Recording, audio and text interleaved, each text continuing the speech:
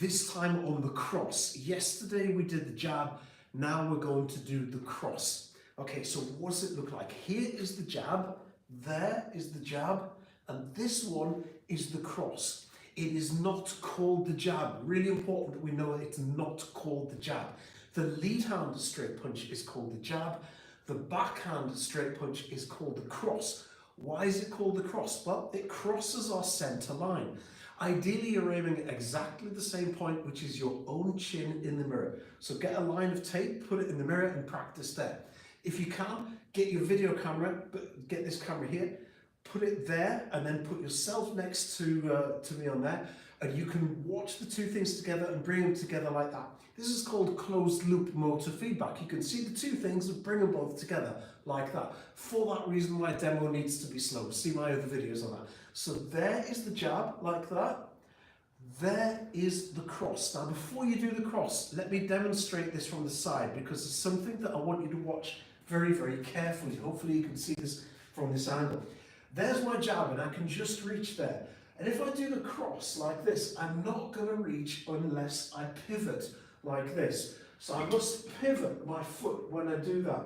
Now there are three reasons that we pivot. Number one reason is reach. We must be able to reach the target. Number two reason is safety. So it's more important, if you like. Human body's made up like this: rotation joint, hinge, rotation. Rotation, hinge, rotation. The cross is a rotational movement, so the knee doesn't want to twist, doesn't like it. So you must pivot in order to make it go straight, otherwise you're going to damage your knee. So that's what we need to do, we need to pivot. The third reason is power, and let's touch on something that lots of people talk about all the time. They say power comes from the legs, and people say, yeah, power comes from the legs, because everybody says that. That's a half-truth at best. In fact, it's 1/3 true. The leg joint, power comes from the legs. The leg is made up of three joints, essentially: hip, knee, ankle. Watch my other video on this, but when we throw the cross like this joint, the hip joint, is moving about 2 degrees. The knee joint, it's hard to see because I've got trousers on, but it moves approximately 1 to 1.5 degrees. Watch my ankle joint now, if I do this slowly. It moves anywhere between 43 and 68 degrees if you throw this. And those of you that know me know that I love biomechanics. Biomechanics is one of my big things. Power is developed across the ankle joint. It is not just a little bit here, a little bit in rotation, a little bit on the knee, but a huge amount of power, the vast majority, is generated across the ankle joint. There's the cross like that. Now I'm going to do a quick demo for those of you that are southpaws, and I'm going to do it the other way around, so I'll switch around there. So there's the jab like that, and there's the cross. Now, like I did yesterday with the jab, I want to show you a couple of slight variations so that you can do this if you're a little more advanced. Please don't do the advanced version before you practice the basic version, okay? So here's the more advanced version.